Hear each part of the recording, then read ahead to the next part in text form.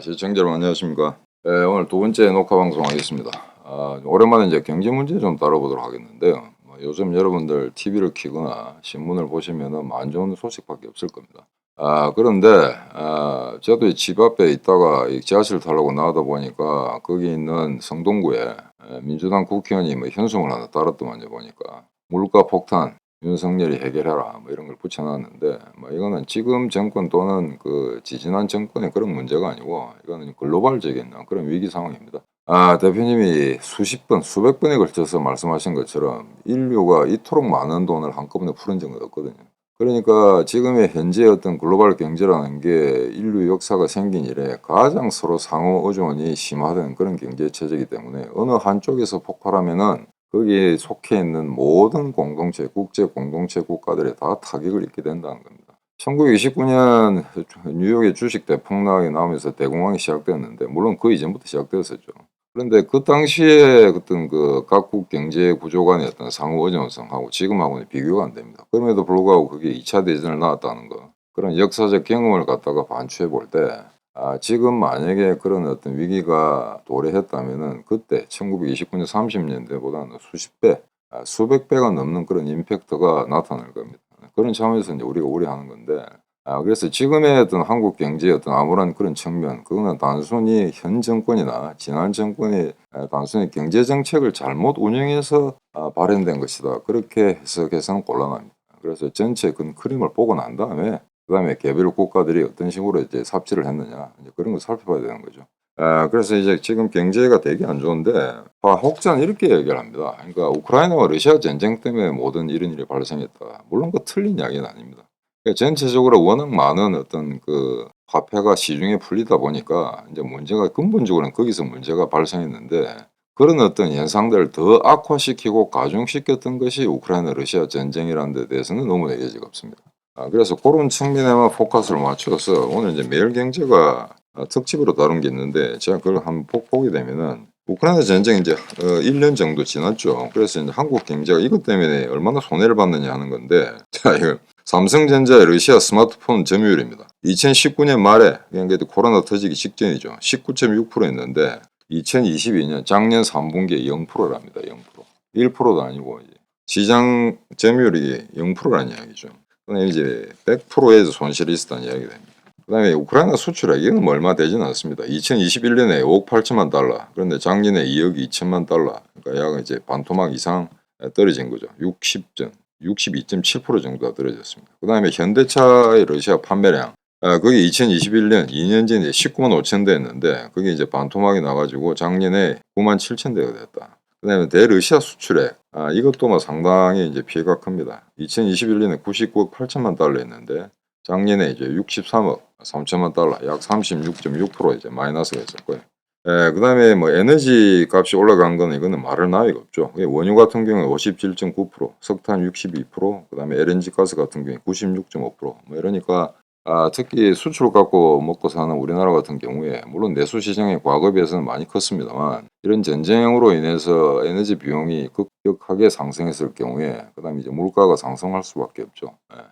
그러다 보니까 이제 상품 경쟁력도 떨어지게 되는 거고 그런 상황에서 이게 계속 연쇄적으로 아주 암울한 어떤 그 악순환의 고리가 여기서 다시 새로이 탄생하는 게 아닌가 그런 이제 우려가 되고 있습니다. 그래서 일단 상식적으로 보자면 러시아 우크라이나 전쟁이 이제 장기화 된다면은 수입 물가가 폭등하고 에너지 물가가 전반적으로 올라가는 건 당연하죠. 우리나라 같은 경우에 정말 텅스텐이나 몇 개 빼놓고는 정말 지하자원 없거든요. 석유 한 방울 나지 않고. 이런 나라이기 때문에 만약에 이게 안정적으로 어떤 그 수출입 다변화 이런 걸 갖다가 괴하지 않는다면은 중국이라든가 러시아라든가 이런 나라에 지나치게 의존하다 보면 이런 사태가 생겨났을 때 도저히 자생력이 없다는 거죠. 그래서 제가 고등학교, 대학교 다닐 때만 하더라도 수입 다변화, 수출 다변화란 말 귀에 못이 박히도록 이야기를 들었습니다. 박정희 대통령 때부터 그런 이야기 나왔던 거죠.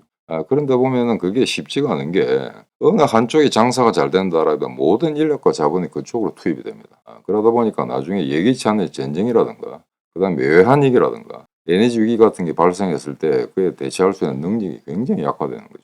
그래서 사실은 이게 이런 사태를 보면 한국이라는 게 위기가 발생했을 때 이거 대처할 수 있는 능력이라는 게 그렇게 튼튼하지가 않다. 그러니까 펀더멘털이 여전히 약하다고 그렇게 봐야 되겠죠. 그래서 이런저런 그 전체 통계를 쭉 봤을 때 아까는 제가 이제 우크라이나와 러시아 전쟁의 여파에 대해서 이제 매일경제신문에서 난 걸 갖다 여러분들한테 알려드렸는데 기본적으로 지금 한국의 에너지 전체 수입액이 70%가 폭등했습니다. 이거 어마어마하죠. 69.1%인데 70%라고 합시다. 70%가 폭증했다. 자, 그러다 보니까 수입 자본재라는 게 있습니다. 우리가 이제 상품을 만들 때 자본재를 수입해서 그걸 다 가공하고 결합시켜서 물건을 팔지 않습니까? 그런데 그게 수입 자본력이 39.4%가 된다. 자, 이 말은 물건 10개를 만드는데 그게 물건 하나 만드는데 만약에 자재가 10개 필요하지 않습니까? 그럼 그 자재 중에 4개를 수입했어야 된다는 이야기거든요. 그래서 이게 어마어마하게 수입 자본주의에 대한 의존도가 심하다. 자, 그러다 보니까 이런 에너지 가격이 폭등하다 보니까 물가가 인상되는 건 당연하죠. 그래서 2022년 작년 한 해 물가 상승률 5.1%였습니다. 근데 이게 뭐 인근 나라들 비하면 일본보다는 높습니다만 OECD 국가들 비교하자면 그게 많지는 않습니다. OECD 국가들이 지금 38개 중에 평균적으로 인상률이 인플레가 아마 9.6% 정도 되는 것 같은데 우리가 5.1%밖에 안 되니까 OECD 국가 안에서는 좀 양호한 편이죠. 그래서 38개국 중에 35위다 이렇게 좀 통계가 뜨고 있습니다. 그런데 이게 지금 굉장히 위험한 게 5.1% 같으면은 여러분들 아마 1997년에 외환위기 IMF 사태 기억나실 겁니다. 그때 97년에 발생하고 이듬해 1998년에 그때 아마 최악이었죠. 인플레가 7.5%까지 올라갔습니다. 근데 지금 5.1%라는 거는 그로부터 계산해서 24년 만에 최악의 시나리오가 만들어지고 있다는 거죠. 그래서 이제 물가 이제 폭탄이라는 말이 이제 나오게 됐는데 자, 그러다 보니까 국내 총소득이라는 개념이 있습니다. GDI라는 거. 이것도 영향을 받게 되는 거죠. 왜? 물가가 올라가니까 이제 소득이 떨어질 수밖에 없는 상황입니다. 임금을 갖다 받았을 때 그걸 저축하거나 유지하고 있는 병보다는 지출이 많아지니까 당연히 소득이 떨어지는 거겠죠. 그래서 지난 2022년도 3분기, 그러니까 4분기 통계는 아직 나오지 않았습니다. 4분기는 좀 지나야 나올 거고요. 3분기가 마지막인데 이게 이제 마이너스 2.3%를 기록했습니다. 국내 총소득이. 근데 이것도 지금 보면은 코로나가 터진 게 이제 2020년이니까 초니까 2020년 2분기 때 마이너스 1.9%였거든요. 그때보다는 좀 덜합니다만 일단 코로나의 타격을 받았을 때 그때와 유사한 정도의 그런 어떤 총소득의 감소가 있었다. 이런 게 지금 예상이 되고 있습니다. 그래서 이렇게 되면 한 분기만에 실질적으로는 5조의 소득이 그냥 공중에 떠버린 거죠. 증발했다는 그런 이야기가 됩니다. 그래서 이 인플레가 도래하게 되면은 아무래도 이제 사람들 노동자나 일반 시민이 거리로 뛰쳐나갈 가능성이 많은데 디플레는 그렇지는 않습니다. 디플레는 경기 침체이기 때문에 경기 침체 상태에서 시민들이 거리로 뛰어나가는 부분은 일본 같은 경우에도 20년, 30년 가까이 이제 디플레이션이 계속되어 왔기 때문에 이 사람들은 기업이나 정부나 가게나 일반 가게나 시민들이 사실은 약간의 인플레가 좀 발생했으면 하는 그런 바람을 갖고 있었습니다. 왜냐하면 디플레 현상일 경우에는 그렇게 사회적 위기가 고조되지 않는 게 일본 같은 경우에 대규모 시위가 났다 이런 거 보셨습니까? 지난 20년, 지난 30년 동안 그런 건 없었죠. 그렇기 때문에 사실 인플레가 발생하게 되면 돈이 있는 사람이나 없는 사람이나 중산층이나 짜증을 내기 마련입니다. 그래서 이게 정권 유지에 상당히 이제 적신호가 되는 거죠. 그래서 문제는 이제 수출인데 우리가 과거처럼 수출 의존도라는 게 옛날보다는 많이 약화됐습니다만 그래도 여전히 수출이 아니면 대한민국 경제가 유지가 되기 힘든 그런 상태라는 건 여러분들 아직 여전히 그렇게 인식을 하고 계실 겁니다. 작년 한 해를 보면 1분기 수출이 이제 3.6%였습니다. 그때는 꽤 괜찮았죠. 야, 이제 코로나가 극복되는갑다. 그런데 이거는 이제 코로나가 창궐하고 나서 약간의 회복되는 시점에 있어서 특수한 현상이었죠. 일반적인 현상은 아니었습니다. 그래서 작년 1분기 수출이 3.6%가 나니까 야, 그래도 수출이 그래도 한국 경제에 효자 노릇을 했구나 라는 그런 자평들이 있었습니다. 그러다가 2분기에 다시 이제 꼬라박았죠. 플러스가 아니고 마이너스 3.1%였습니다. 마이너스 3.1%. 그러다가 3분기 때 이제 다시 조금 회복을 해서 1% 정도가 됐다라고 하는데 이게 이제 3분기 수출은 1%입니다만은 이제 제조업 생산 자체는 마이너스 1%였습니다. 마이너스 1%. 그런데 이게 이제 2020년 그 당시에 보면 이제 총소득이 마이너스 1.9%를 떨어질 때 그때하고 비교해 보자면 그때 제조업은 마이너스 8.8% 상당히 타격이 컸죠. 그에 비하면 양호하다고는 할 수 있는데 이게 이제 3분기가 마이너스 1%라고 한다면은 지난 4분기 결코 3분기보다 좋았다고 생각할 수는 없습니다. 그런 상황이기 때문에 이게 계속해서 앞으로는 아마 아무런 그런 뉴스만 나오지 않을까 그렇게 좀 생각됩니다만 일단은 요약해서 정리하자면 일단 에너지 수입하는 게 뭐 최대폭으로 늘어났습니다. 어쩔 도리가 없죠. 원유, LNG, 석탄 상계 분야에 전부 다 이제 어마어마한 양을 수입할 수밖에 없고 어마어마한 돈을 지불할 수밖에 없는 그런 상황이었다. 그다음에 물가 같은 경우에도 97년 IMF 사태 발생 이후에 최고치로 솟았습니다. 물론 서구 선진국보다는 양호하다고 합니다만 문제는 어떤 인프레가 발생했을 때 그걸 이렇게 이제 개인적인 심리이나 또는 사회 체제적으로 견딜 수 있는 이제 강도가 있죠. 내구력이라는 거 있죠. 근데 우리나라 같은 경우에는 어떤 기업이라든가 그다음에 정부라든가 개인이라든가 이게 어떤 위기 사태가 났을 때 이제 굉장히 이제 조래방정을 떤다는 이야기죠. 그러니까 거기를 좀 이렇게 침착하게 대응해 나가는 능력이 좀 부족합니다. 툭하면 거리도 쏟아져 나오는 라틴적인 기질이 있는 거죠. 북부 인정처럼 그런 게르만적인 차분함이라든가 그러니까 영어로 이야기하는 컴포즈라는 거. 어떤 위기가 발생했을 때 어떻게 미래상을 제시하고 어떻게 이 위기를 갖다 극복해 나가자 그런 좀 차분한 그런 대비책을 만들 수 있는 그런 국민성이 못 됩니다. 그러니까 언론이 그걸 부추기는 거고 정당도 마찬가지고 민노총 이런 것도 마찬가지입니다.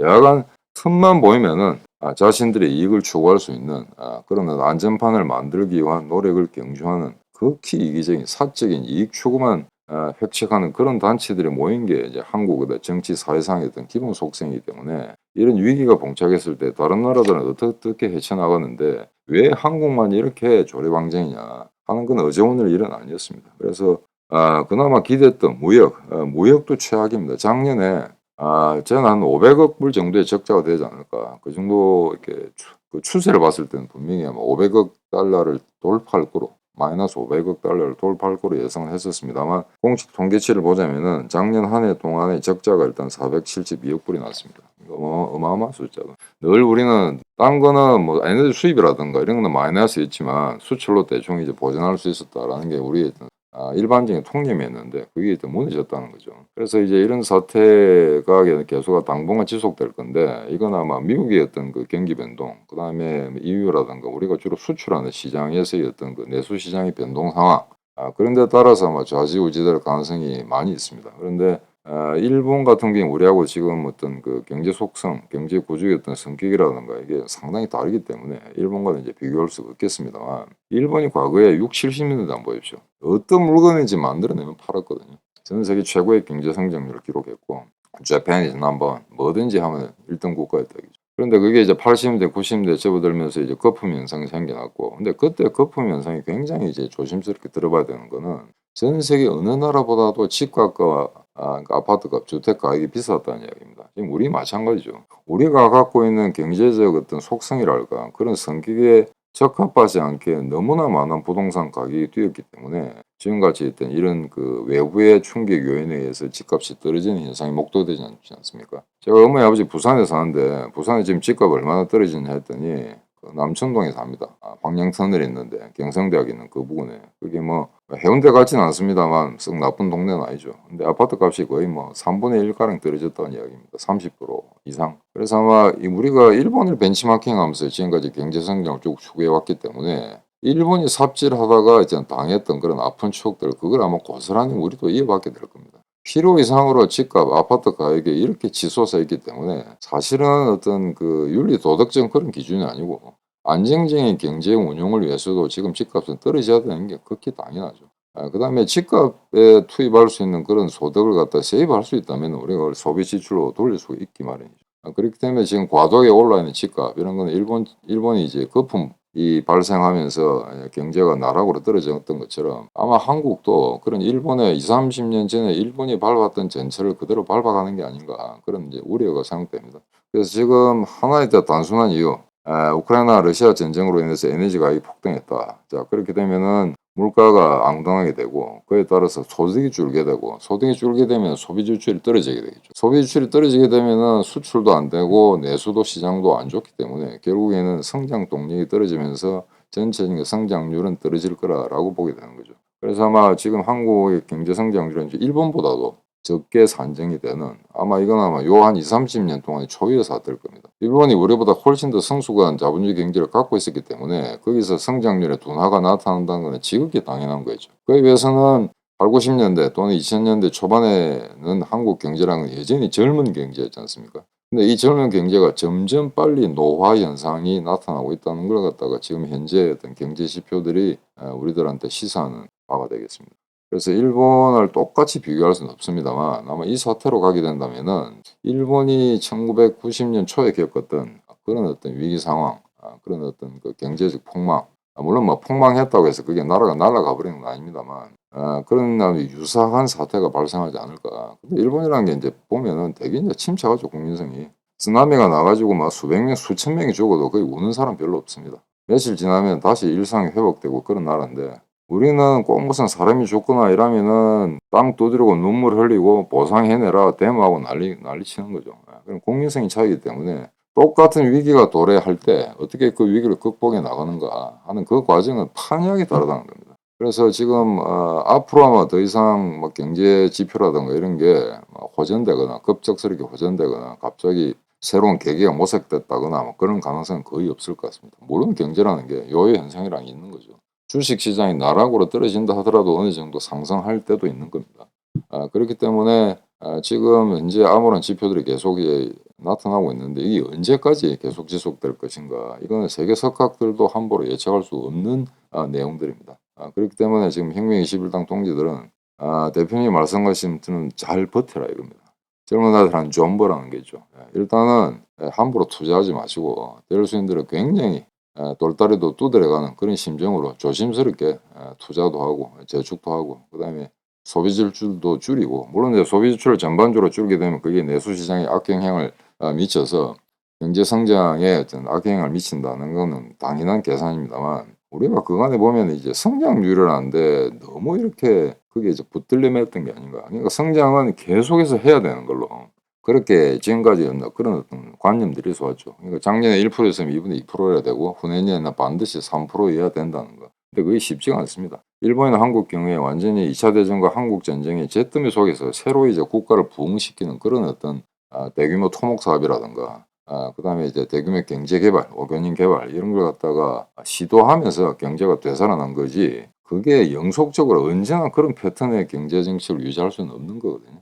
그런 차원에서는 좀 더 우리가 갖고 있는 어떤 경제적 체력, 이게 어느 정도의 어떤 한계나 가능성을 가지고 있는가 하는 걸 다시 한번 철저하게 분석, 검토해야 될 그런 시기가 아닌가 그렇게 생각됩니다. 경제 관련 뉴스는 굉장히 이제 암울한 것만 나옵니다만 우리만 그렇다는 게 아니기 때문에 너무 그렇게 염려 안 하셔도 될 것 같습니다. 문제는 이 대위기가 어느 정도까지 지속되느냐 그다음에 그 이후에 그 넘어서는 어떤 현상이 벌어지는가 그에 대해서 정확한 통찰력을 유지하는 게 지금 당장 필요한 과제가 아닌가 그렇게 생각되고 있습니다. 방송 이거로 마치겠습니다. 안녕히 계십시오.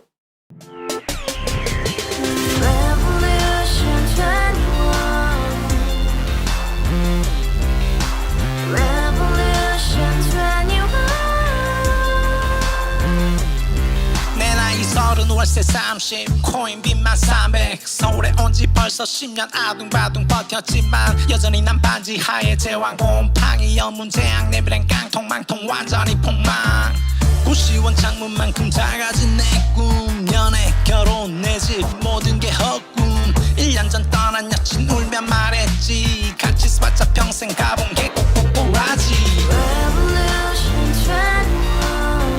가바후스 700 나도 소유주 가바후스 700 나의 소주 택시기사 우라부지 마트 캐셔 울어무니 우리 집안 다 털어봤자 후줄 그래 개선민 내미래 거기서 팍 끝난 거지 팍 더 이상 노력 따윈 괴물이 스펙 찾아서 말리 비오는 날 알바 잘려 맨날 학원 날 개쳐 발려 밤비 내리는 양화대교 홀로 걷고 있을 때 현수막에 아로 새겨진 평당 700짜리 아파트 다같이 소리 질러 혁명 21 가바후스 700 나도 소유주 가바후스 700 나의 소주 live together in the house, brand new day, and your dream had just begun. Revolution 21, only open happiness. 너의 곁에 내가 영원히 함께. 지금까지 정치인들 입만 열면 찝찝찝 개소리 멍멍멍